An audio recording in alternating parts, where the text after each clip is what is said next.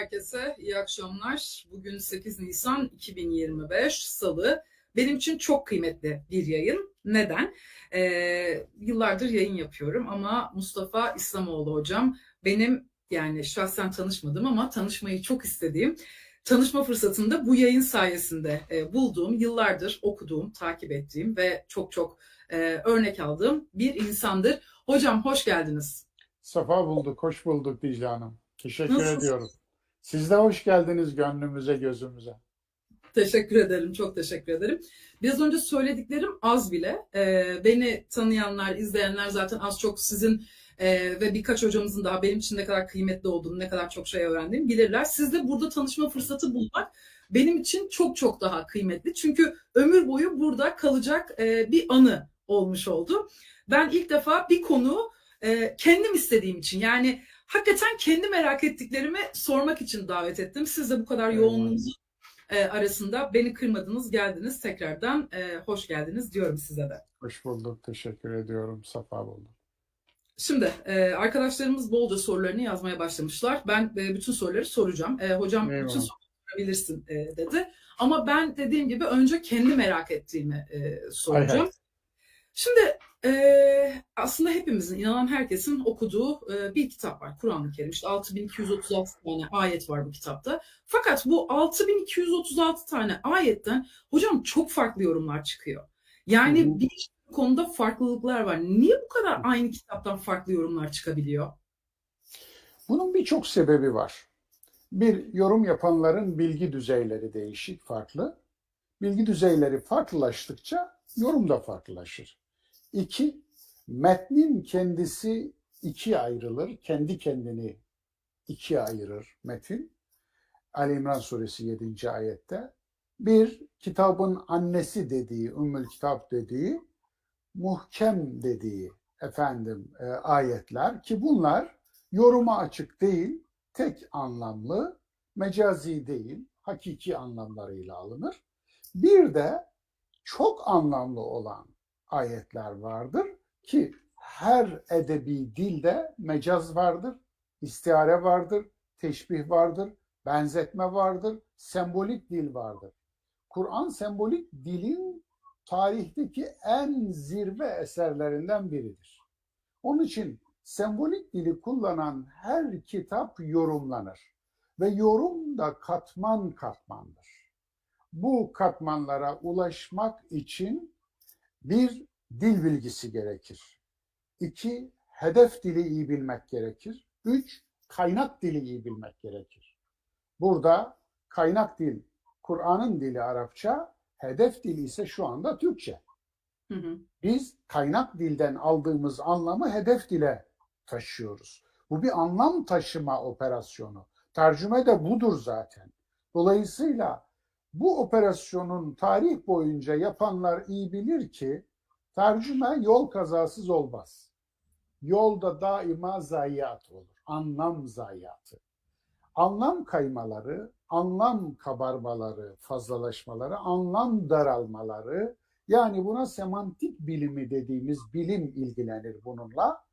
Sözün kaynağındaki anlamı bulmak için yaptığımız dilsel arkeolojik kazıya semantik bilimi diyoruz. Dolayısıyla bununla buluruz o kaynaktaki anlamı, öz anlamı. Yani bütün bunlar emek ister, gayret ister, bedel ister, ter ister, bilgi ister, tecrübe ister. Özetle, yani çok uzatmamak için diyeyim, aslında biz kendi zamanımızdan bakarak ona bir yorum getiriyoruz. Bizden 500 yıl evvel gelmiş bir yorumcu da kendi zamanından bakarak bir yorum getiriyor. Yorum hiçbir zaman objektif, %100 objektif olmaz. Eşyanın tabiatına aykırı. Yorumda subjektiflik kaçınılmazdır.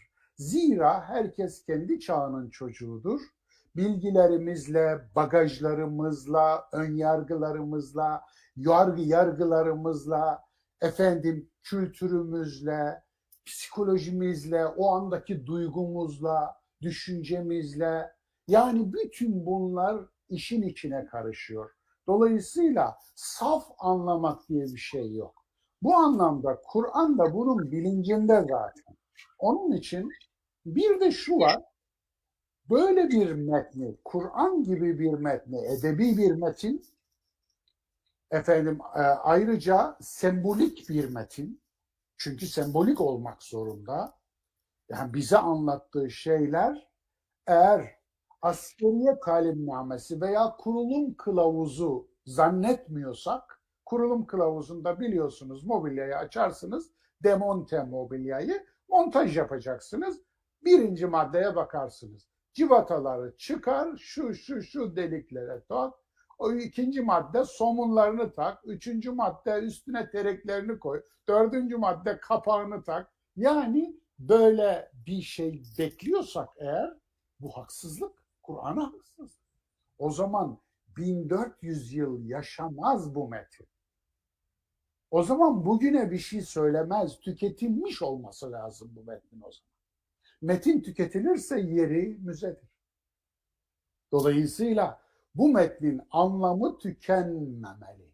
Tükenmemek için de herkes kendi çağından, kendi şimdi ve buradasından, right here, right now anlamında, şimdi ve buradasından ne yapıyoruz? Oraya bir cılga yol açıyoruz.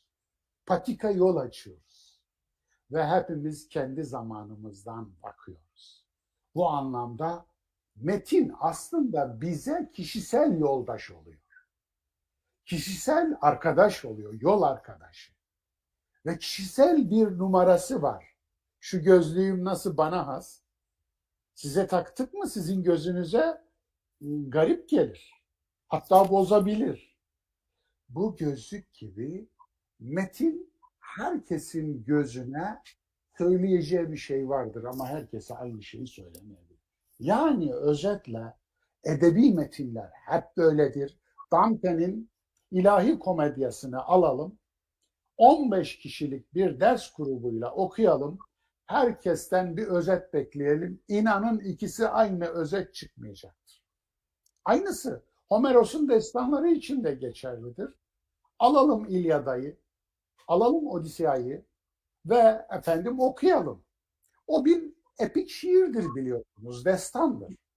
Ama binlerce insana okutun, binlerce farklı vurgu çıkacaktır orada. Yani böyle, ya sadece o değil Gılgamış destanını alalım mesela. Bunlar mitolojik destanlar. Kur'ansa bir kendisinden önceki hakikatleri kendi bünyesinde toplama iddiasında. Ve gerçekten de Kur'an'ın kendi iddiasını, savunduğu şeyi tam olarak ispat ettiğine benim gibi ömrünü adamış insanlar, ki ben Kur'an'la ilişkim sadece teolog ilişkisi değil, ilahiyatçı ilişkisi değil. Benim Kur'an'a kişisel borcum var. Beni dönüştürdü. Krizimi atlattırdı. Elimden tuttu. Yusuf gibi kuyuya düşmüştüm. Kuyudan çıkardı. Benim gibi kaç cins kafa insan gördüm. Kendime cins kafa demiyorum. Ama gördüğüm insanlar cins kafaydı. Gerçekten. Çok dünya çapında insan tanıdım. Şark'ta, Garp'ta, Doğu'da, Batı'da. Dolayısıyla gerçekten çok asil insanlardı. Üstün zekalı insanlardı. Kavrayışları derin insanlardı. Dünyayı bilen insanlardı. İdeolojinin kitabını yazmış insanlardı. Ama bunları da dönüştürdüğünü gördüm. Yani onları görmesem kendiminki bana yeterdi. Ama bunu Kur'an'ın genel bir özelliği görmezdim o zaman. Ya demek ki piyango bize vurdu derdim. Ama başkalarını da gördüm. Çok cins insanlar gördüm.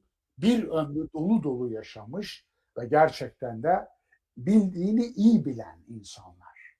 İyi bildiklerini biliyorum diyen insanlar. Bilmediklerine de göğüsleri ve gönülleri açık olarak ben bilmiyorum diyen insanlar. Dolayısıyla iyi insanlardı. İyi insanların iyi olma nedenini sorduğumda da bunlardan birçoğunu beni Kur'an böyle yaptı dediğini gördüm. Onun için Kur'an bu anlamda kendisinden önceki hakikatleri bünyesinde taşıyan ve tabii ki bir gösterge olan, yani Kur'ancılık yapmak Kur'an'a haksızlıktır. Yani Kur'ancılık ne demek? Kur'an satmak demektir. Kur'an'la bir şeyler pazarlamak demektir. Kur'an'ı araçsallaştırıp Kur'an'ı bir başka şeye ulaşmada basamak, merdiven olarak kullanmak demektir. Ben bunu inandığı kitaba hakaret olarak görürüm. Bu anlamda Kur'an, her zaman söylerim, hayat Kur'an'dan büyüktür. Hakikatin kendisi Kur'an'dan büyüktür. Kur'an yokken hayat da vardı, hakikat de vardı. Çünkü Kur'an tarihin belli bir döneminde sahneye girdi. Miladi 610 yılında sahneye girdi. Ondan evvel yoktu. Ve Kur'an'ın önünde bulduğu bir tek peygamber var. Diğer tüm peygamberler geçmişte kaldı. Onların hiçbirisinin Kur'an'dan haberi yoktu. Ama iyi insanlardı. İyilik önderleriydi. Demek ki iyilik Kur'an'la gelmedi. Güzellik ve doğruluk Kur'an'la gelmedi. Hakikat Kur'an'la gelmedi. Kur'an'da kendisinden önce söylenmemiş hiçbir hakikatin olmadığını açık yüreklilikle söyleyebilirim. Peki nedir Kur'an'ın iddiası? Kur'an, ben diyor parmaklardan oluşuyorum diyor. Ayet parmak demektir. Ayet işaret demektir. Gösterge demektir. Gösterge ne yapar? Bir başka gösterdiği bir şey vardır, bir hakikat. Yani arabanızın benzin göstergesi, benzin deponuzun içinde ne kadar yakıt kaldığını gösterir, değil mi? Arabanızın sıcaklık göstergesi, ısı göstergesi motorun sıcaklık derecesini gösterir, değil mi?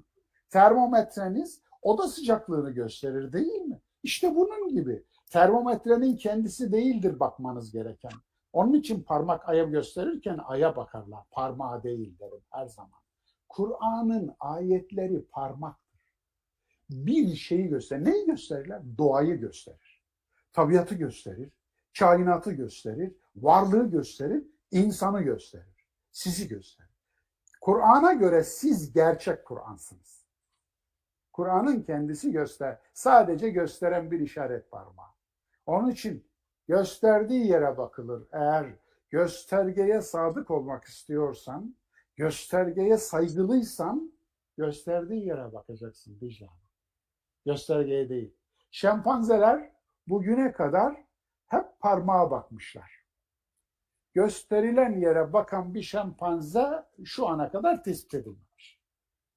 İnsanlar peki, insanlar da her gösteren parmağa bakmıyorlar.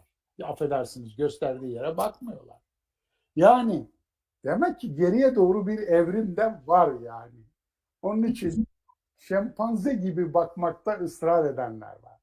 Bu anlamda Kur'an'ın bize söylediği gerçekleri, hakikatleri bizden tabiatta, doğada aramamızı istiyor. Tıpkı Gâşiye suresi 17, 18, 19, 20. Yani deveye bakmazlar mı nasıl yaratılmış, göğe bakmazlar mı nasıl dikilmiş, dağlara bakmazlar mı nasıl pekiştirilmiş, yeryüzüne bakmazlar mı nasıl döşenmiş. Yani bakın bu 4 tane ayet bunlar. Yani deveyi benden öğrenme diyor. Deveyi deveden öğren. Göğü benden öğrenme. Göğün bir ilmi var. Astronomi. Onu oradan öğren. Yeri benden öğrenme. Jeoloji diye bir bilim var. Ondan öğren. Yani gördüğünüz gibi bütün bunlar aslında biraz önceki sorunuzun bir kısmı da burada. Neden fazla? Böyle herkes her kafadan bir ses çıkıyor. Herkes farklı anlıyor. İyi de Kur'an'ın gösterdiği yere baksa hayvanlar alemi hakkında şöyle esaslı bir altyapısı yok. Ne diyecek? Ne diyecek Allah aşkına? Veyahut da göğe baksa astronomi konusunda temel bilimler düzeyinde bir bilgisi var mı? Yani yok. Ne diyecek peki? Şöyle estek kerestek ne diyecek yani? Onun için hıkmık. Dolayısıyla asıl bir de burası var, bu boyutu var. Siz yani Kur'an'la meşgul olan biri Kur'an'ın gösterdiklerini görmeli ve onlara hakkını vermeli. Temel bilimler bir kere bunun başında geliyor. Matematik, fizik, kimya, biyoloji. Bu 4 bilim temel bilim. Gerçekten de bu anlamda eğer Kur'an'ın gösterdiği Kur'an, ana Kur'an arıyorsanız doğadır, tabiattır, insandır, varlıktır. Ona bakacaksınız. Şimdi biz böyle bu konularla ilgilenen arkadaşlarımızla, işte hocalarımızla konuştuğumuz zaman yanımızda başka insanlar da oluyor. Belki biraz daha az biliyorlar. Yani biz biliyoruz anlamında bunu tabii ki söylemiyorum ama onlar şunu söylüyor. Ya işte hani Allah emretmiş, işte sen daha mı iyi biliyorsun? Ya da işte Kur'an'ı alıp aman oraya koyma, aman yukarıda dursun. Yani şunu ben çok gördüm. Kur'an tepede dursun, aman indirme ama açıp da okumayayım. Bir şey söylediğimiz zaman ya bu hoca bunu böyle söylüyor ama. Hani sen bunu böyle yorumluyorsun ama siz de her şeyi bilimle yorumluyorsunuz kardeşim diyenler oluyor. Ve ben orada bir şey diyemiyorum. Yani aç oku diyorsun. Ben nasıl anlayacağım? Türkçe herkesin kendi yorumu. İşte öbürüne başka bir şey söylüyorsun falan. İnsanlarda ben son zamanlarda özellikle şunu görmeye başladım hocam. Yani ben açıp okumayayım. Biri bana anlatsın. Eğer benim işime gelirse, tırnak içinde söylüyorum bunu, ben onu doğru kabul edeyim. Eğer benim işime gelmezse de ya yok öbür hoca daha doğru söylüyor, ben onunkini kabul edeyim. Yani insanlar, siz mesela gözlemliyorsunuzdur mutlaka. Niye okumuyorlar Kur'an'ı? Yani ben anlayamıyorum mesela. İnsanlar aslında tabiatı da okumuyorlar. Kur'an'ın aslını da okumuyorlar yani. Kur'an'ın aslı tabiattır. Ana kitap tabiattır, doğadır. Onu okumuyorlar. İnsanlar kendilerini de okumuyorlar. Her şeyi merak ediyor da kendini merak etmiyor mesela. İnsanlar kendilerini de bilmiyorlar mesela. Asıl buradan başlamak lazım. Kendisini bilmeyen, merak etmeyen biri Kur'an'ı niye merak etsin de öğrensin? Allah aşkına. Daha kendisini merak etmemiş. Kendini bil hikmetine daha varmamış. Yani bunu dert edinmemiş. Varlık sorusunu sormamış. Ben nereden geliyorum? Niçin geliyorum? Nereye gidiyorum? Ve iyi bir hayatı yaşamanın kuralları nedir? Mutlu olmanın ölçüleri nedir? İnsanın sınırları olmalı mı? Benim varoluş gayem nedir? Varoluş amacım nedir? Bu amacı nasıl gerçekleştiririm? Mutlu olmaksa nasıl mutlu olabilirim? Veya başkalarını nasıl mutlu edebilirim? Yani bunlar varlık sorularıdır. Bu soruları sormamış bir insan, yani Kur'an'ı anlamamış, okumamış, çok da şaşılacak bir şey değil ki bu. Çünkü daha kendini merak etmemiş. Yani öbür taraftan bir başka olay da var. O da şu: bizde bir şeyi topu taca atmanın 2 yolu vardır. Bir yerden atarsınız, bir de havadan atarsınız. Anlatabiliyor muyum? Havadan atanlar uyanıklardır, şark kurnazları. Niye böyle yaparlar? Önce yükseltirler, sonra maçın dışına çıkarırlar. Sahanın dışına çıkarırlar. Yani kadük bırakırlar, işlevsiz. İşlevsiz. Aynı şey peygambere yapılıyor. Aynı şey Allah'a yapılıyor ya. Alemlerin Rabbine yapılıyor. Tanrı'ya yapılıyor ya. Nasıl yapılıyor? Allah işlevsiz bırakılıyor. Yani elini olsa, elini bulsa elini de öpecek işlevsiz bırakırken. Ama onu bulamıyor. Ne yapıyor? Cep boyu küçültüyor, küçültüyor, küçültüyor, cebine koyuyor. Dahası alemlerin Rabbini kılan tanrısına indiriyor. Kılan tanrısına. Dahası alemlerin Rabbini evdeki bir objeye, bir bibloya mesela indiriyor.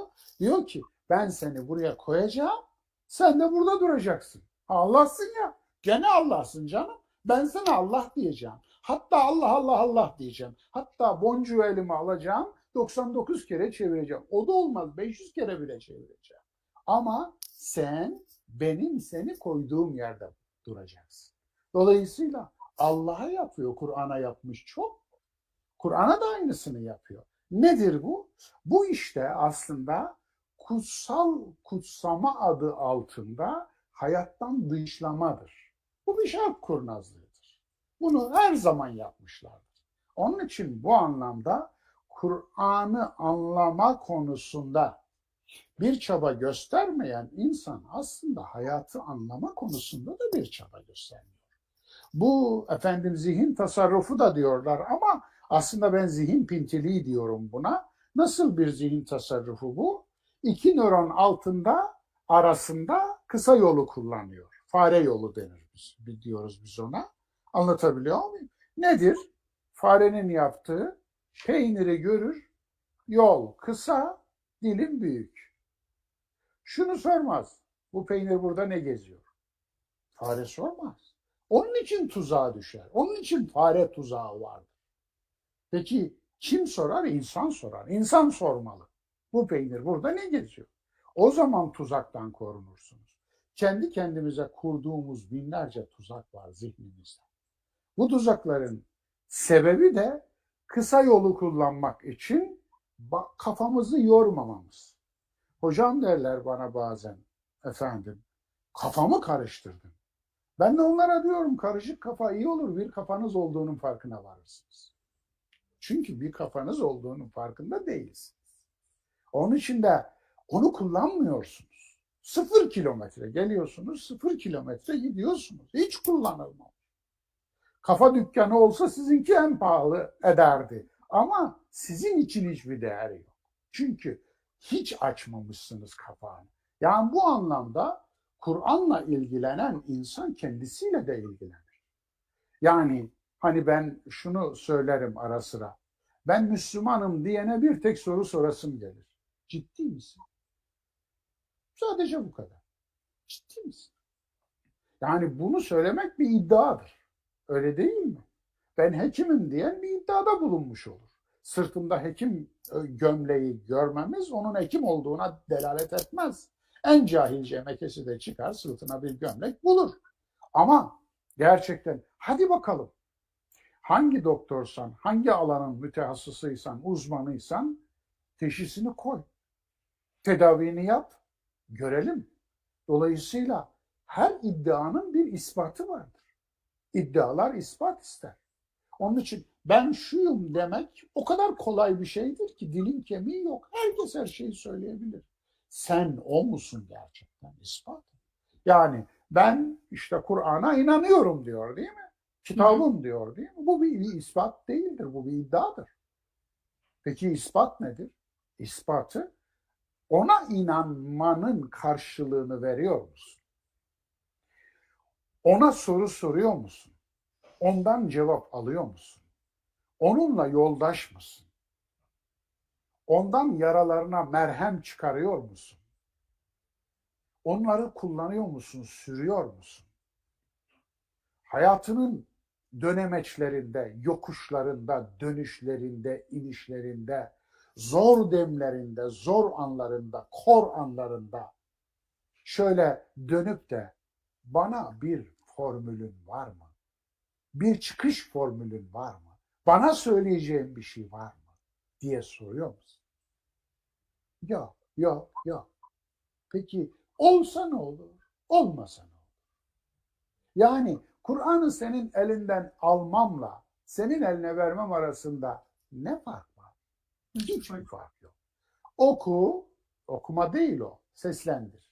Aslında okumak değil bu. Biraz önce söylediniz. Efendim aslında oraya da bir gönderme. Kur'an'ın kendisi Kur'an üzerinde fikir üretmemizi istiyor. Bu ayet. Efela yetedebberunel Kur'an. Onlar Kur'an'ı derinliğine düşünmüyorlar mı? Hadi buyurun. Yani derinliğine tedebbür aslında ara sokaklardan arka sokaklara kadar en ince, en girift, en karanlık yerlerine ulaşmak demek. Dolayısıyla Kur'an'ı derinliğine neyi düşüneceğiz? Niye düşüneceğiz? Eğer kurulum kılavuzu gibiyse kolayca 1, 2, 3, 4 okur yaparsın. Okur takarsın. Ama değil. Derinliğine düşünmemiz isteniyor.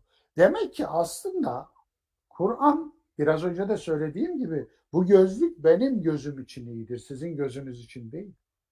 Bir, ikincisi, unutmayın, şimdi ilaçlar bile artık kişiye özel üretilmeye başlandı, özellikle Amerika'da falan. Yakında bize de gelecek bu. Yani benim vücudumun istediği B vitamini ile sizin vücudunuzun istediği B vitamini aynı olmayabilir. Efendim D vitaminiyle benimki aynı olmayabilir. Öyle değil mi? Çünkü vücudumuz eşsizdir. 8 milyar insanın vücudu 8 milyar eşsiz bir muhteşem makina gibidir. Onun için uniktir yani. Kendine hastır. Ayarları vardır, ince ayarları, hassas ayarları. Dolayısıyla ya akıllar aynı mı olsun? Algılar aynı mı olsun? Beyinler aynı mı olsun? Bilinçler aynı mı olsun? O da değildir. O zaman bu kadar insana farklı şeyler söyleyebilmek için çok anlamlı, çok katmanlı olması lazım. Ki o aradaki nüanslar kaybolmasın. İşte o manada insan Kur'an'a sorduğu zaman cevabını alır. Sormadığı zaman cevabını alamaz. Siz sormadığınız sorunun cevabını alamazsınız. Ya bu anlamda insanımızın Kur'an'la ilişkisi papağanın konuşmayla ilişkisine benziyor. Maalesef. Yani ben Fatiha'yı tecvid üzere okuyan bir papağan dinlemiştim. Siz de görmüşsünüzdür. İnternette geziyordu. Gerçekten götürsen de efendim tecvid dersi versen o kadar kaf çatlatamaz. O kadar aynı güzel söyleyemez. Ama ne oldu? Papağan olmaktan çıktı. Yani yok böyle bir şey. Onun için o okumadı aslında. Okumak değil, kıraat değil o. Okumak anlamak demektir. Bir insana oku deyince ayrıca bir de anla denmez. Çünkü okumak anlamayı içerir. Oku demek aynı zamanda anla demek. O nedenle yani bir de burası var. İnsanımız nedense inandığı şeyi anlamak istemiyor. O zaman anladığı şeye de inanmıyor. Bu böyledir. Dolayısıyla ortada çok ciddi bir problem var. Ortada çok ciddi bir problem var ve bu problemi çözmek için öyle elimde hazır reçetelerimde yok maalesef. İnsanın kendisinde bitiyor. Yani talep ediyor musunuz? Talep ediyorsanız nasip olur. Talep etmiyorsanız nasip olmaz. Peki. Biz sorguladığımız zaman çok iyi biliyorum. Yani neyini sorguluyorsun? Günah işliyorsun. İşte ama sorguladığın zaman öğreniyorsun aslında. Ben sorguladığım için öğrendim. Gerçekten neyi yapmam, neyi yapmamam gerektiğini. Şimdi çok fazla soru var hocam. Soruların içinde de en çok dikkatimi çeken kader oldu. Bu benim de çok merak ettiğim bir şey. Şimdi bir arkadaşımız demiş ki 3 şey kaderi değiştirir diyorlar. Dua, beddua, büyü. Şimdi ben de şunu çok yani merak ediyorum ve sormak istiyorum.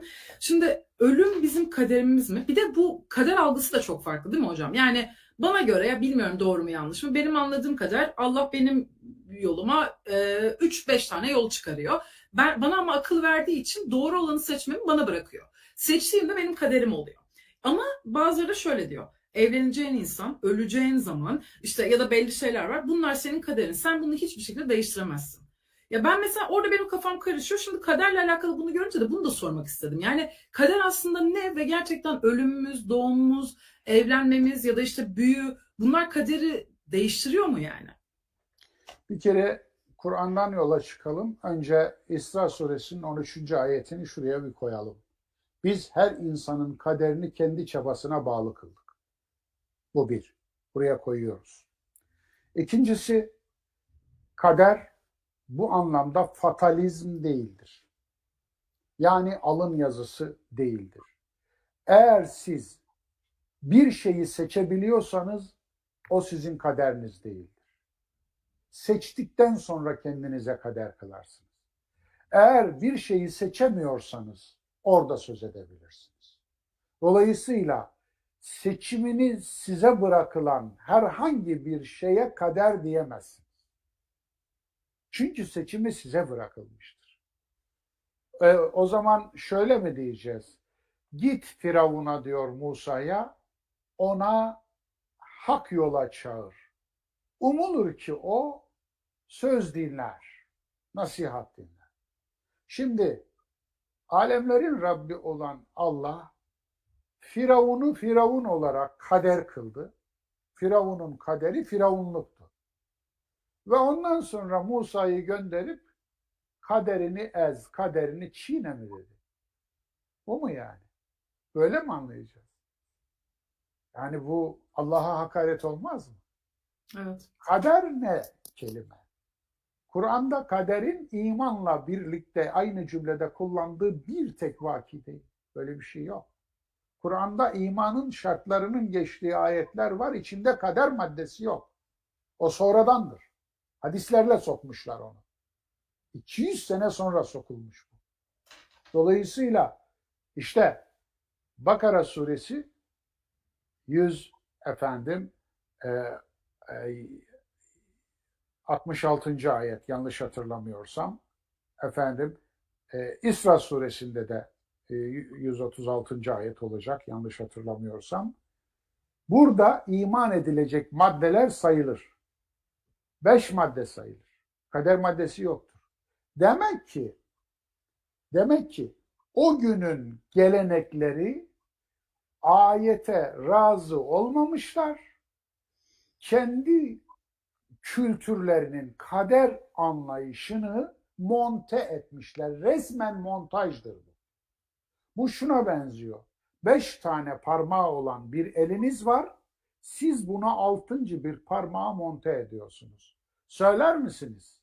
6. parmağı monte edilmiş elin anatomisine, elin gücünü 6. parmak daha da mı güçlü kılar, daha mı zayıflaştırır? Zayıflatır. Ya da hiç Daha etmez. zayıflatır. Çünkü anatomisine aykırı.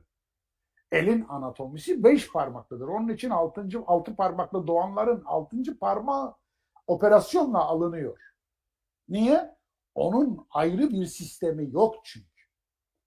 Yani bu anlamda resmen montaj yapmışlar. Montaj görüntülere fake diyoruz. Sahtekarlık diyoruz. Peki montaj imana ne demeli? İmanın sahtesi bu da. Neden böyle? Çünkü şeytanın diniydi kadercilik. Ne demişti? فَبِمَا اَغْوَيْتَنِي لَاَقُدَنَّ لَهُمْ صِرَاطَكَ الْمُسْتَقِيمِ. Orijinali bu. Sen beni saptırdın madem, ben de senin dosdoğru yoluna onları saptırmak için oturacağım. Yani sen beni saptırdın diyor. Alemlerin Rabbine. Yani beni saptıran Tanrı'dır diyor şeytan. Dolayısıyla alın buyurun tam kaderci. Nasıl? Sen beni saptırdın diyor. Ama Adem öyle demiyor. Adem diyor ki ben nefsime zulmettim, ben kendime zulmettim, ben kendime haksızlık ettim. Tövbeler olsun diyor. Bakara suresinde 30'lu ayetler.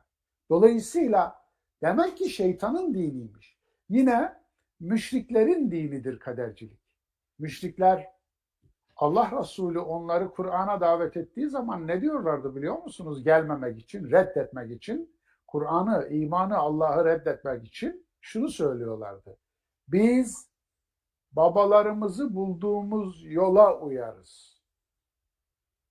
Eğer Allah istemeseydi babalarımızın yolundan gitmezdik. Lev şa'allahu ma eşrakna ve la âbâ. Biz de babalarımız da eğer Allah dileseydi şirk koşmazdık diyorlar. Aynen mod amod çevirdik. Yani demek ki bizim şirk koşmamızı Allah diledi diyorlar. Nasıl kadere iman ediyorlar değil mi? Evet. Alınlarından öpün, kuyruğa girin. Buyurun size kader. Al sana kader. Kader ne demek? Kader Türkçe'de geçmiş. Kadar kelimesi oradan geliyor. Ne kadar? Miktar. Kader aslında ölçü demek. Ölçü. Yani Kur'an'da bir ayette çok harika bir biçimde o her şeyi bir ölçüyle yaratmıştır anlamına bir kaderle yaratmıştır ayeti. Anlatabiliyor muyum? Yani kaderin iman içinde, imanla birlikte hiçbir ayette, hiçbir cümlede geçmediğini söyledim birlikte. Ama geçtiği ayette o her şeyi bir ölçüyle yaratmıştır ayeti var. Aslında bu nedir biliyor musunuz? Allah standartsız iş yapmaz demek. Ölçüsüz iş yapmaz demektir. Allah her yaptığı işi bir standarda göre, bir ölçüye göre yapar demek. O zaman bugün kadercilik yapanlar ve kadere inanırmış gibi yapanlar aslında Allah'ın ölçüsünü reddediyor. Neye? Şimdi bir dereye bir ilçeyi yaptınız. Bozkurt ilçesini hatırlayın. Derenin içini böyle bir ilçeye dönüştürmüşler mi? Ne oldu? Kader neydi? Kader oraya ev yapanların ölmesi değil. Kader o su yatağına ev yapmamaktı. Yani ölçü. Niye? Su bir gün çaldığınızı geri alır. Dolayısıyla aldı. Şimdi gelip de o felakette ölen insanlara kaderleri böyleymiş demek hakaret olmuyor mu? Allah'a hakaret olmuyor mu? Niye? Fay hattının üzerine çürük bina yapacaksın. 7,6 deprem olan Japonya'da 6 kişi ölmeyecek. Senin 7,4'ünde 30 bin kişi gidecek. Ondan sonra kader diyeceksin, öyle mi? Allah'a iftira değil mi? Yani çürük bina yapmışsın. Bir. İkincisi denetlememiş yetkili makamlar. Üçüncüsü 6 kere imar affı çıkarmışsın. Bu da hükümet. Anlatabiliyor muyum? Yani silsile olarak sorumlular hepsi de.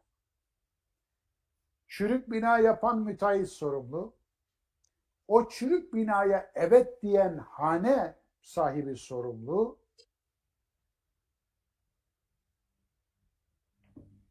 Hocamız dondu sanırım.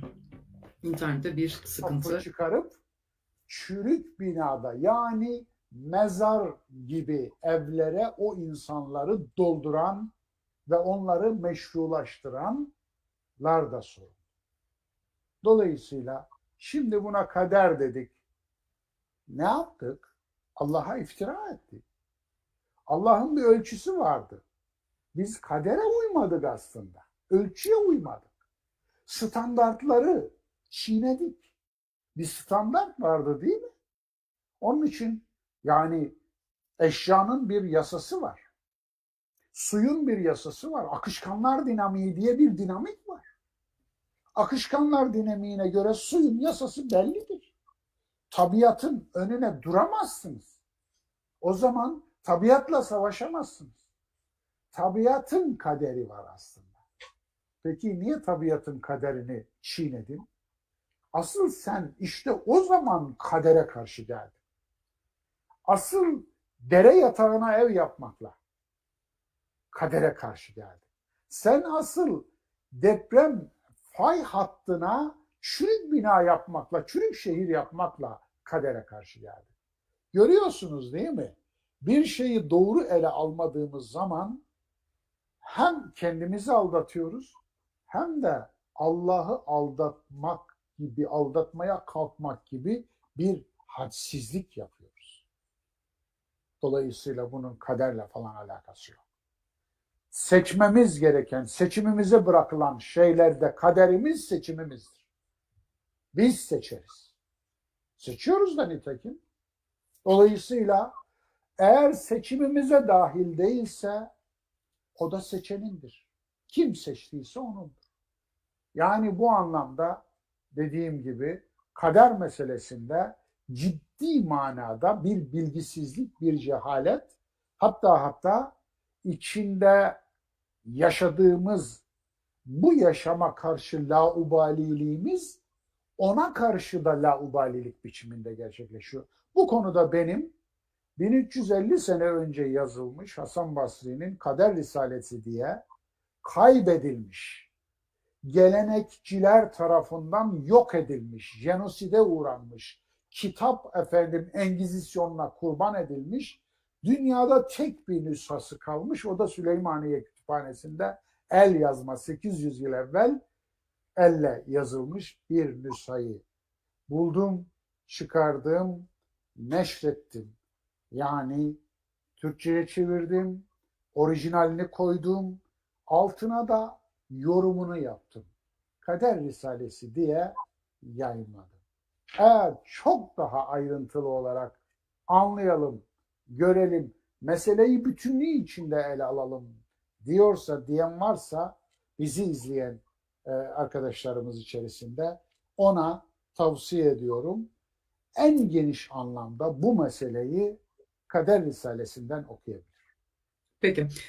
Kısacık şunu soracağım. Kaderi öyle bitireceğim. Şimdi ölüm konusu gerçekten kafayı karıştıran bir konu bu kader tarafında. Şimdi şöyle bir şey var. Çok kötü alışkanlıkları olup ya da intihar eden insanlar var. Onların ölüm zamanı var. Bir de işte yaşlanıp vadesi geldi. Öyle diyoruz artık. Ölen insanlar. Şimdi orada ölüm kader oluyor mu? Yani o herkesin belli mi ne zaman öleceği? Söyleyeyim. Ölümdeki kadere gelenekte ecel derler. Hı hı. Fakat orada da aynı kader konusunda yaşanan hercümerç ve anlam kayması, tahrif orada da yaşanıyor. Kur'an'da ecel kavramı elbette geçer. Fakat Kur'an'daki ecel kavramı çok ilginçtir. Genellikle toplumların sonu hakkında geçer. İza caa eceluha la yestakdimune sa'aten ve la yestaqdimun. O toplumların, o medeniyetlerin, o ülkelerin, o uygarlıkların eceli geldiğinde ne bir an geri gider, ne bir an ileri. Ne bir saat geri gider, ne bir saat geri şeklinde bir ibare getirilir, birey ölümüne uyarlanır. Alakası yok. Bir kere bu. Ya bunu ta Eş'ari yapmış, ondan sonra da onun izine basarak yürüyenler sanki kendi yapmış gibi. Hayır, bir kişi söylemiş, gerisi de arkasına dizilmiş. Bu meseleyi İman isimli kitabımda koca bir bölüm açtım. Yazalı ne kadar oldu biliyor musunuz? 31 yıl. Dolayısıyla okumuyoruz efendim. Gene oraya geldik. Şimdi ecel nedir? Ecel nedir? Oraya bakalım. Mesela şöyle söyleyelim.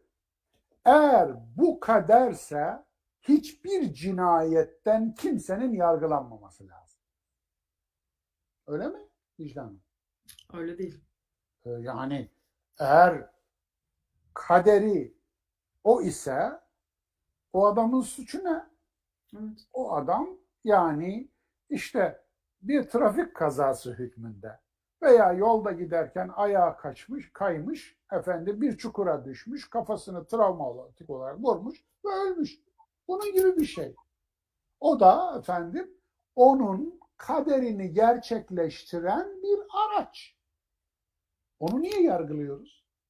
Niye cinayetten yargılıyoruz? Cinayetten yargılamayalım o zaman. Hayır. Kimse buna razı değil. Hele evladını kaybeden, annesini babasını kaybeden, bir yakınını kaybeden yani bir insan buna evet der mi?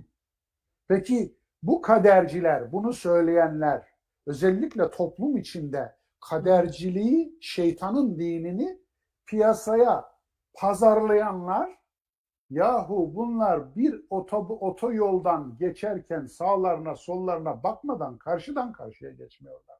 Kaderindir be. Niye bakıyorsun? Neye bakıyorsun? Zaten kaderinse olacak, kaçınılmaz. Kaderin değilse de rahat ol. Niye bakıyorsun ki? Hep böyle kurulan cümleler. Direkt bu.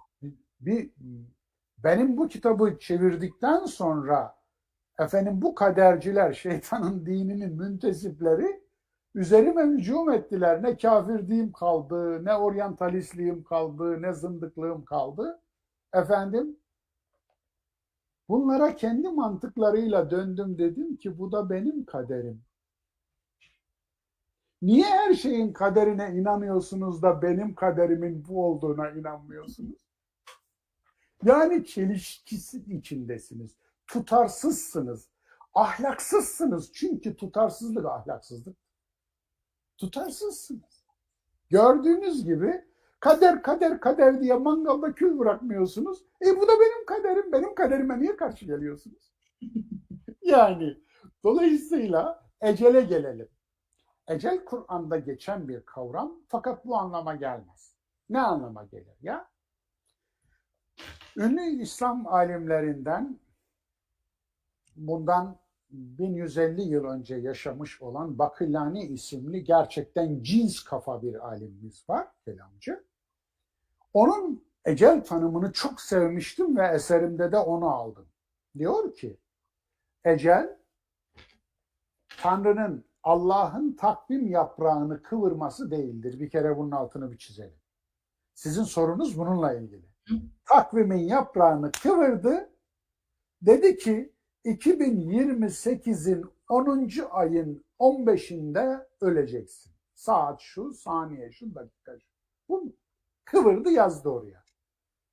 Bu mu? Buysa o zaman ne tedbire gerek var, ne efendim duaya gerek var, ne geçerken sağa sola bakmaya gerek var, ne bir yerden atlarsan efendim bir şey olacağına düşünmeye gerek var. O zaman hiçbir şeye gerek yok. Hiçbir şeye gerek yok. Bir sal çayıra, yani Mevla kayıra. Eğer zaten kaderinse öleceksin. Mümkün. O zaman tedaviye de gerek yok. Evet. Hastalıklarına şifa arama. Niye arıyorsun? Ecelin gelmediyse bir şey olmaz, ölmeyeceksin. Geldiyse de öleceksin, yine bir şey olmaz. Çünkü hiçbir şey fayda etmeyecek. Niye şifa arıyorsun? Niye doktor geziyorsun? Öyle değil. Şimdi gelelim. Öyle diyor Bakırlani. Allah'ın insan hayatına koyduğu üçlü yasadır diyor. Bir, solunum sisteminde, iki, dolaşım sisteminde, üç, sinir sisteminde gerçekleşen, üç sistemin birden iflas etmesi haline ecel denir. Anlatabildim mi? Yani solunum sistemi iflas edecek, sinir sistemi iflas edecek ve efendim dolaşım sistemi iflas edecek. Kalp, beyin ve ciğer, akciğer çalışmaz olacak. Bu üçü gerçekleştiği an ona ecel denir diyor. Yani ölümde kader, Allah'ın öleceği günün takvim yaprağını kıvırması değil, insan ölümünü bir yasaya bağlamasıdır. O yasada budur. Bugün de tıpta ölümün tanımı budur. Bence gayet fazlasıyla açıklayıcı oldu zaten. Evet. Ağzınıza sağlık. Şimdi bir de tabii hayvanlar tarafı var ya. Bu yine benim de çok merak ettiğim. Ben de ciddi bir hayvan severim ve Türkiye'de yaşanan bu hayvan katliamlarıyla alakalı çok ciddi anlamda üzüntü duyan insanlardan biriyim. Şimdi yine sorular arasında bunlarla alakalı sorular da var. Şimdi arkadaşımız demiş ki hayvanların insanlar için yaratılma, kesilme meselesini soracağım demiş. Hacda kurban adı altında kesilen ve fakir fukaraya dağıtılmadan atılan yüzlerce hayvan eti var. Bu yani bunun olması gerekiyor mu diye soruluyor daha doğrusu. Ya bu hayvanlar hakikaten bizim için mi yaratıldı ve bizim için şimdi şöyle toparlayayım, hatta buna bir şey daha ekleyeyim. Şimdi ben çok uzun yıllar vejetaryandım hocam. Hayvan sevdiğim için hayvan eti yemiyordum ve Kur'an'ın o dönemde işte insanların belki, ya ben bu kendime göre tabii ki ihtiyaçları için hayvanların kesilmesi uygun ama sonrasında şu anda özellikle benim için neden bir hayvan kesilsin? Bir hayvan ki onun da duyguları var, onun da hisleri var. Niye kesiliyor diye merak ediyorum. Şimdi bu konunun içine bunu da soruyorum. Yani hakikaten bizim için mi yaratıldı bu hayvanlar? Yani göz göre göre atıyorum bir koyunun kesilmesini bilmiyorum, bana böyle çok şey geliyor. Soruyu aldım. Evet. Bir kez efendim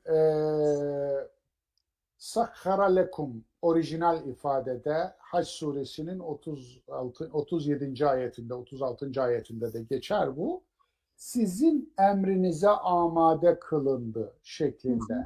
O sizin için şeklinde de çevrilebilir. Bu hangi bağlamda söylenir? Bu çok önemli. Yani kontekst önemli. Hangi kontekste söylendiğini anlarsak bugün size söylenen cevapla hiç alakası olmadığı ortaya çıkar. Bu da şu: bu ayetlerin indiği dönemde dahil antik zamanlarda insanlar hayvanları tanrı edinmişler. İneğe tapanları hala görüyoruz. Yani bu işte tapmak değil, tazim falan diyorlar ya, ben yok ya. Ben Hindistan'a gittim, ben gördüm. İnanın oha diyen yok. Anlatabiliyor muyum? Yolun ortasına geldiği zaman o trafik akmaz. Bunu bu gözler gördü. Agra'da gördü. Yeni Delhi'de de gördü. Dolayısıyla yani bir de totem zamanlarını düşünün. Totemizmin baskın olduğu zamanlar. Yani Mayalar mesela tüylü yılana tapıyorlar. Mayaların bir numaralı tanrısı Kukulkan diye bir tüylü yılan. Yani Chichen Itza'ya gittiğimde gördüm. Her tarafa onun heykellerini yapmışlar, onu tapıyorlar ve toplum bitmiş. İnsanı bunun için kurban ediyorlar. Bir top oyunu var Mayalarda. Zaten o saha aynen duruyor o günkü gibi. Efendim, o top oyununda toplumun en cevval, en gürbüz, en atak, en iyi, en atletik gençlerini orada oyuna sokuyorlar. O gençler içerisinde kazananın belini kırarak öldürüyor. Belini kırarak, omurgasını, belini kırarak öldürüyorlar. O öldürdükleri genci de sennotte denilen bir obruk var, oraya atıyorlar. Hadi yüz diyorlar, zaten beli kırılmış biri yüzemez. Ve o da buna gönüllü gönüllü koşup geliyor. Ailesi de onu buna zorluyor. Çünkü kahraman olacak ve o steller arasında, taş kabartmalar arasında onun da bir kabartması yapılıp o şehitler tırnak içinde arasına konacak. Anlatabiliyor muyum? Orada yüzlerce kabartma var. Toplumun en iyilerini öldürmüşler. Bunu kurban ediyor. Kurban ettiği şey de bir hayvan. Bir hayvan imajı hatta. Kukulkan isimli bir şey. Dolayısıyla totem dönemlerinde bunu hatırlayın. Şimdi eski Mısır'da şahin veya kartal kutsaldı, tanrıydı. Onun için bugün bile modern Mısır'ın bayrağında kartal var, şahin var. Anlatabiliyor muyum? Dolayısıyla bazı toplumlarda bazı hayvanlar kutsal. İşte Hindistan'da ineğin kutsal olması gibi. Eski Mısır'da Apis, öküzü kutsaldı.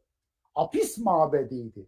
Mabetteki rahipler öküzü gözlemleyerek kafasını oynattı, kuyruğunu oynattı, mağladı, möyledi. Bundan yorum yoluyla ayetleri tefsir eder gibi ordu harbe çıksın veya çıkmasın.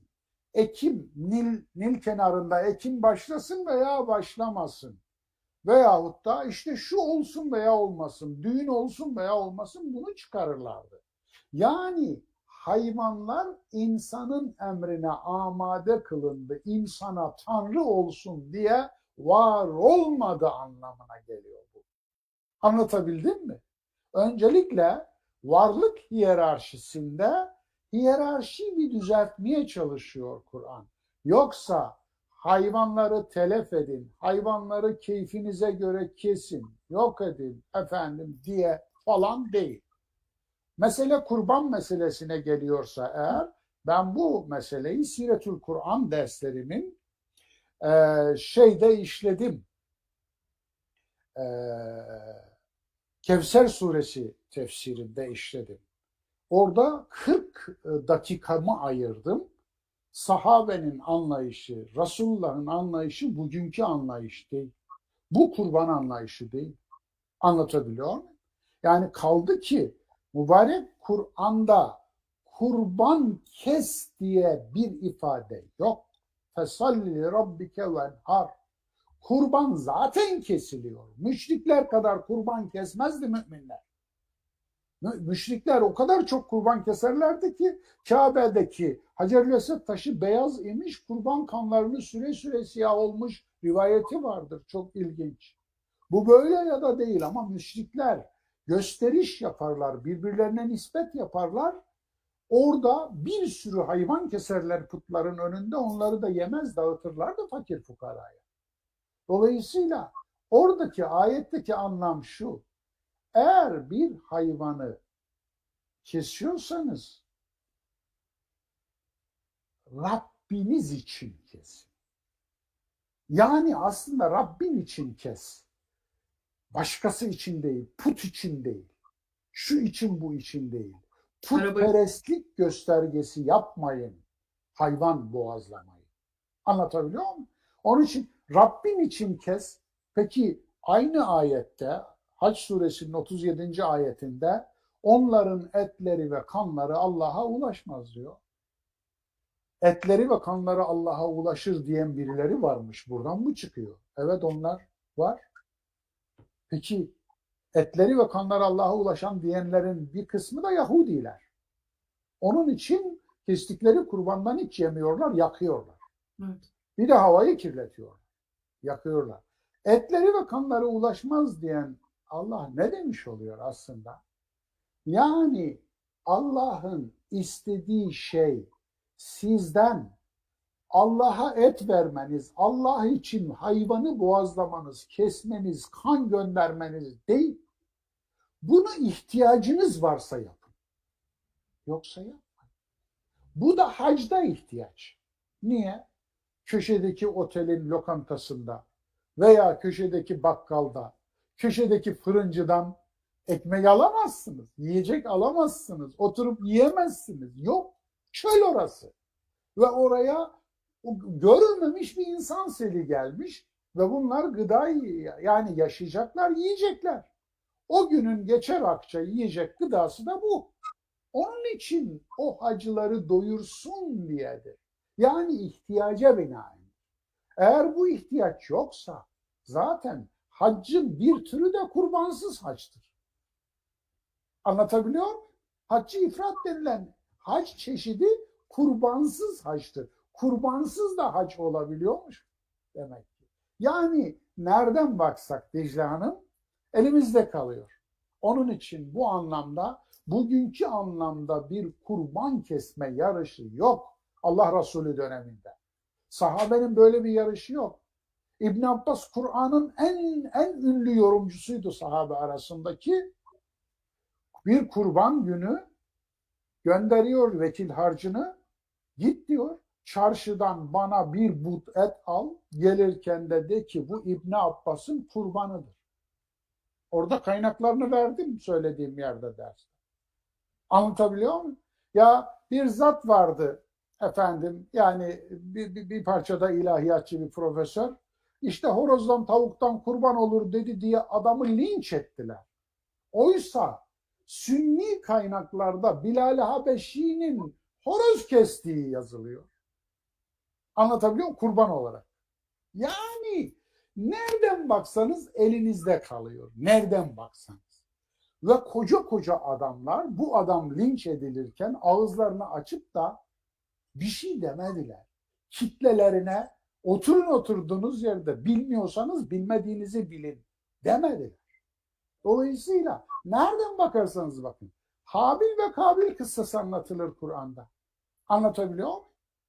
Peki bu kıssada ikisinin de kurban adadığını, birininki kabul edildiğini, öbürününki edilmediğini söylenir. Habil ve Kabil isimleri geçmez ayette. Tarihsel olarak biz malumat olarak biliyoruz bunu.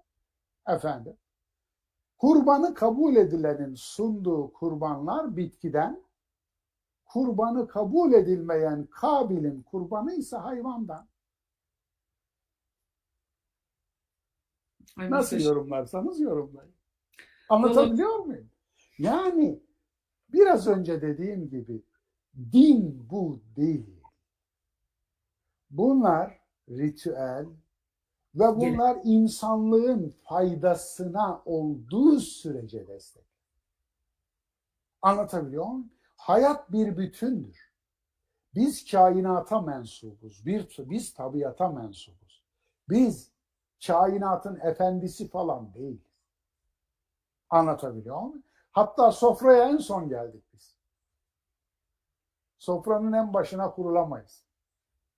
Onun için neden hayvan keserken Allah'ın dışında, Allah'ın adının dışında adlar anmayın ifadesi. Bu da sembolik bir ifadedir. Ne ifade eder biliyor musunuz? Şunu ifade eder. Saygı duyun, saygı. Yani yemeğe ihtiyacınız var ve bunun için, gıda almak için eğer bir hayvanın hayatına son verecekseniz saygı duyarak son verindir. Bu budur efendim. Kesinlikle. İşte Hazreti İbrahim, Hazreti İsmail sorulmuş tabii ki. Dolaylı yoldan anlattınız. Gökten koç falan inmedi. O herhangi bir yerde yazmaz. O Yahudi kaynaklarından apartmadır. Ya hocam, Kur'an'ın alakası yoktur böyle şeylerle. Evet. Şimdi şöyle bir şey var. İşte hadislerde var ya, aslında bu da sizin böyle yine işte Caner hocaların falan çok da tartıştığı bir şey. Evet. Bazıları böyle hani Kur'an'da yok işte o yüzden hadisler, mutlaka sahih hadisler var zaten ama böyle çok hadislere odaklanıp da işte bu Kur'an'da olmadığı için ben böyle yapıyorum ama hadiste bunu diyor. Yani bunların doğruluğunu ya da yanlışını biz nasıl anlayacağız? Yani ben bunu kendim için de soruyorum. Hani ben Kur'an'ı temel alıyorum ama işte bir sürü arkadaşımız da soruyor mesela. İşte Kur'an'da namaz yok, işte Kur'an'da o yok, bu yok. Siz neye göre bunları yapıyorsunuz diye soruyorlar mesela. Şimdi bu uzun bir hikaye, uzun bir mesele. Yani burada hemen halledemeyiz bunu ama kısaca şunu söyleyeyim. Dinin kitabı Kur'an'dır. Hı hı. Din Kur'an'dan öğrenilir. Hayat için Kur'an yetmez, din için Kur'an kafidir. Yeterdir. Çünkü Allah Resulü de dinini Kur'an'dan öğrenmiştir. Sen bu kitaptan, bu vahiyden önce kitap nedir, iman nedir bilmezdin diyen Kur'an'dır. Demek ki peygamberin kendisi de dinini Kur'an'dan öğrenmiştir. Yani Kur'an'dan önce kitap nedir, iman nedir bilmezmiş. Kur'an söylüyor bunu. Var mı itirazı olan? Çıksın Kur'an'a itiraz etsin. Bu bir. İkincisi, hadis dediğimiz şey din değildir. Hadis dediğimiz şey kültürdür. Hı hı. Kültür. Kimin kültürü? Arap'ın kültürü öncelikle. Dolayısıyla Arap'ın yeme kültürü, içme kültürü, giyme kültürü, barınma kültürü, hayat, gündelik hayat vesaire, bütün bunlar Arap'ın kültürünü derlemişler. Peygamberden yaklaşık 200 yıl sonra ortaya çıkmış külliyattır bunlar. Kültür din değildir, din kültür değildir. Kültür adı üstünde insan ürünüdür. Bu dinin sahibi Allah'tır ve koruyucusu da Allah'tır. Dolayısıyla din ayrı bir şeydir. Dinin sahibi vardır. Kültür ayrı bir şeydir. Zaten mitoloji de bir kültürdür. Hı hı. Hikayeler de bir kültürdür. Kuruluş hikayeleri de bir kültürdür. Hadis de kültürdür. Kelam da kültürdür. Dolayısıyla kültür zan ifade eder. Doksa, Yunanlıların ifadesiyle. Episteme değil. Doksa. Yani zan ifade eder. Zan din olmaz, din zan olmaz. Ben zannettim ki diyerek iman edemez ki insan. Anlatabiliyor muyum? Sanıdır, sanı. Sanı ile iman olmaz, iman ile sanı olmaz. Dolayısıyla hadis din kültürü olarak görülür. Din Müslümanın ürettiği kültürdür. Bunun içinde iyi olanı vardır, yalan olanı vardır, uydurma olanı vardır, münker olanı vardır. Hatta inanınca küfüre gidecek olanı da vardır. Dolayısıyla yani her söz gibi insanlık tarihinin geçmişinden çıkıp gelen bir yığın müktesebat var önümüzde. Biraz önce de söyledim, destanlar. Yani epos, mitos, logos, her üçüne birden, yani epik şiirler, mitolojiler ve aklın ürettiği felsefe, bilim, bunların hepsi insanlık tarihinden bugüne kadar kümülatif birikerek gelir. Bunların içinde doğru olanlar vardır, yanlış olanlar vardır, yalan olanlar vardır. Aynısı hadis için de geçerlidir. Dolayısıyla hadis üzerinden bir kavga artık yeter. Bu kavgayı verenler aslında ikiyüzlüler. Bu ikiyüzlülüğü çok vesilelerle ortaya konuldu. Yani hadiste diyor ki deve sidiği şifadır. Al iç dedi Caner Bey. Al iç. Efendim koydu masanın üstüne. Estek kerestek ondan sonra. Bir sürü vıdı vıdı vıdı. Anlatabiliyor muyum? Hadi o zaman bir kertenkeleyi bir vuruşta öldürene 100 sevap var. Kertenkele avına mı çıkıyoruz? Ne yapıyoruz? Nasıl edeceğiz? Bir salavat okuyana 100 huri vaat eden hadis var. Huri ne ya? Efendim, eğer Kur'an'daki ise Kur'an'daki huri cinsiyet ifade etmez. Alakası yok. Cinsiyet ifade etmez. Eril değildir, dişil değildir. Anlatabiliyor muyum? Zaten gözle alakalı bir şeydir. Yani yüzünde göz izi, gözünde yüz izi olmayan bakış demektir. Gözünde yüz izi var. Sana kim baktı yani? Diyordu ya Türkiye'de. Türküde. Dolayısıyla yani bu anlamda öyle hadisler var ki inanırsan sadece dinden çıkmazsın, insanlıktan da çıkarsın. İnsanlıktan çıkarsın yani. Nasıl olacak? Biz diyor işte gelirken diyor maymunlar bir maymunu taşlıyorlardı. Bu da Bukhari hadisi. Hadi buyur. Efendim meğer diyor taşladıkları maymun zina etmiş, onlar da recm ediyorlardı. Taşlayarak öldürme cezası uyguluyorlarmış. Vay be. Hadise bakar mısın? Yani biz tavukları önce nikah kıyıp ondan sonra yumurtalarını mı yiyoruz? Yani yoksa zina mahsulü yumurtayla mı besleniyoruz biz? Tövbe tövbe. Görüyorsunuz değil mi? Gül Allah gül. Yani güler misin, ağlar mısın?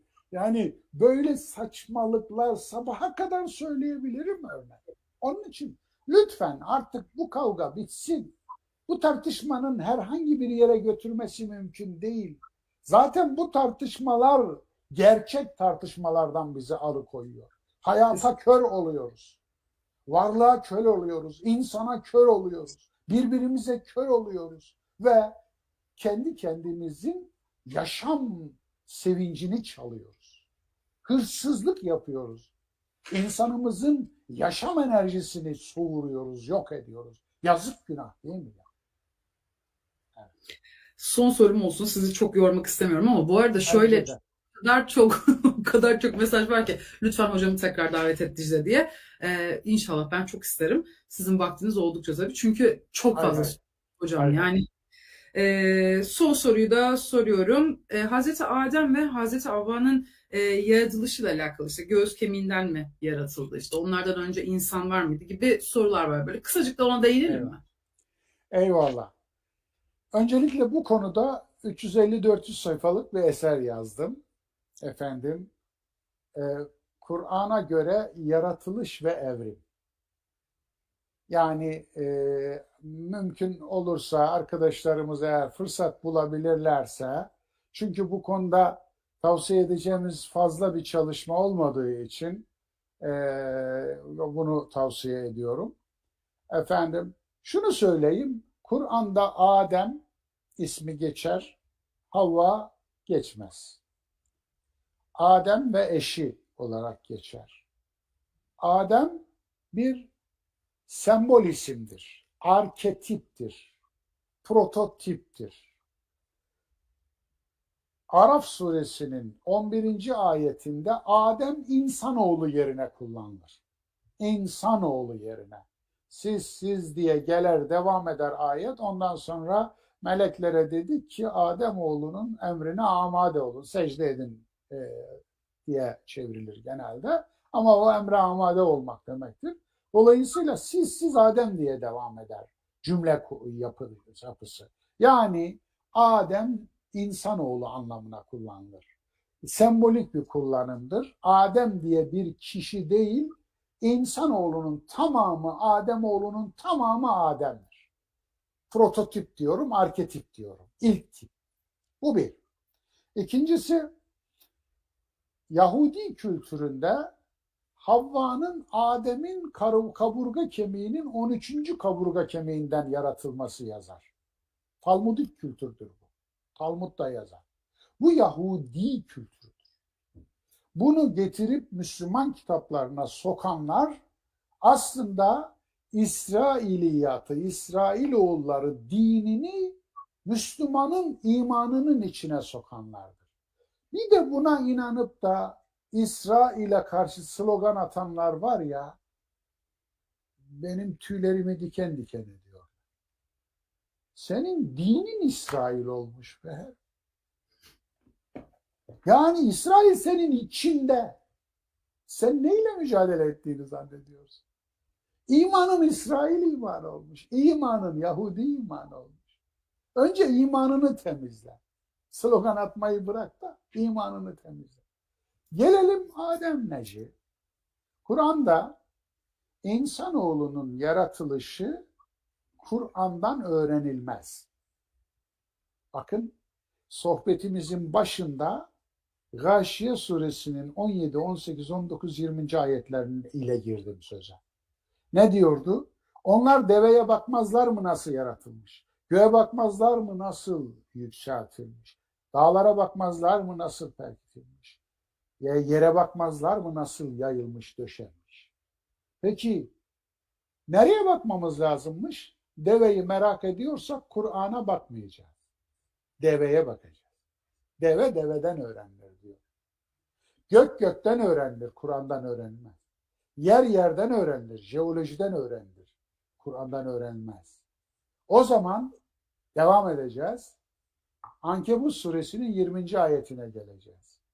Gezin dolaşın yeryüzünü, yaratılış nasıl başlamış inceleyin.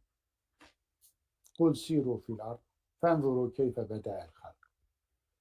Bir daha söyleyin. Gezip dolaşın yeryüzünü, yaratılış nasıl başlamış inceleyin. Ne diyor bu ayet? Kur'an'dan mı öğrenin diyor, yaratılış nasıl başlamış? Yoksa yeryüzünden mi? O zaman ne yapacaksın? Paleontoloji diye bir ilim var. Fosillerle ilgilenir. Onunla ilgileneceksin. Gittiğin yerlerde doğa tarihi müzelerini kaçırmayacaksın. Habeşistan, Addis Ababa'ya gidiyorsan Lucy'yi ziyaret edeceksin. 3.200.000 yaşındaki Homo australopithecus cinsi, türü insansıyı ziyaret edeceksin. Eğer Washington'a gidiyorsan Smithsonian müzeleri içerisinde birinci müze olan Doğa Tarihi Müzesi'ni ziyaret edeceksin. New York'a gidiyorsan New York'taki o büyük müzeyi, dünyanın 4. müzesidir.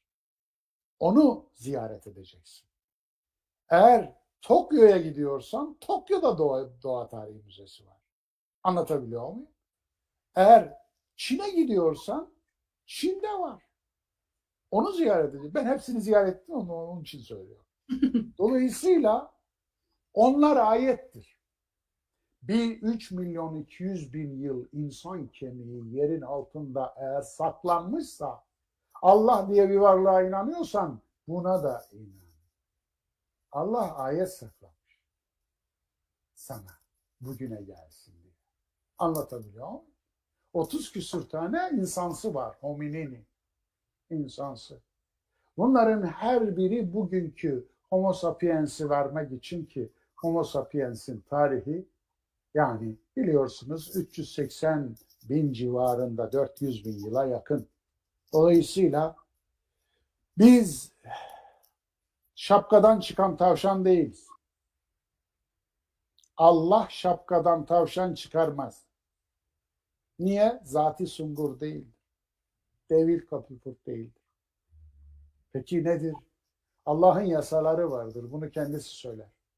وَلَنْ تَجِدَ لِسُنَّةِ اللّٰهِ تَبْد۪يلًا وَلَنْ تَجِدَ لِسُنَّةِ اللّٰهِ تَحْو۪يلًا. Allah'ın yasasında bir değişme bulamazsın, bir bozulma bulamazsın. Allah ol der, o da olur diye bir ayet yok. Oldu diye bir ayet yok. Ne ya? Oluş sürecine girer. Fiil-i muzari derler buna. 3 zamanı birden kapsar. Şimdiki zaman, gelecek zaman, geniş zaman. Dolayısıyla oluş sürecine girer. Hiçbir yumurta ol dedi oldu şeklinde olmamıştır. Şöyle etrafınıza bakın. Böyle bir şey görüyor musunuz? Hepsi bir süreklilik, süreçlilik, aşamalılık içindedir. Varlık böyledir. İnsan yavrusu anne karnında aylarca bekler. 7 aydan 9 ay 10 güne kadar. Anlatabiliyor muyum? Bakın her yavru böyledir. Farklı farklıdır hamilelik süreci ama farklıdır. Bu tabii plasentalı insanda böyle. Plasentasız memelilerde ayrı işler sistem. Onlardan önce yumurtalılarda da ayrı işler. Amfibiklerde ayrı işler. Deniz canlılarında daha farklı işler. Efendim, mercanlarda daha farklı işler. Vesaire vesaire. Ama hiçbirinde ol dedi oldu. Yok böyle bir şey. Allah'ın yasası var. Onun için peki Adem sembolik dediniz. Neyin sembolü? Ben yorum yapıyorum burada. Bu yorum tamamen bana ait, yanılıyor olabilir. Ama Adem bence tarım devrimiyle ortaya çıkmış artık beyin yapısı, aklı soyut düşünceyi kavrayabilecek, yani aşkın mutlak, sonsuz, ölümsüz bir tanrı fikrini kavrayabilecek kadar olgunlaşmış Homo sapiens evladıdır. Tarım devrimi. Niye tarım devrimi? Tarım devrimi cennetten kovulmuştur. Tarım devrimi demeyeyim, tarım kültürü diyeyim daha doğru olarak. Tarım kültürü cennetten kovuluştur. Ne demek cennetten kovuluş? Niye? Tarıma kadar insanoğlu 300 neredeyse 70 bin yıldan beri avcı toplayıcıydı. Paleolitik dönem dedikleri dönem, taş devri dediğimiz dönem.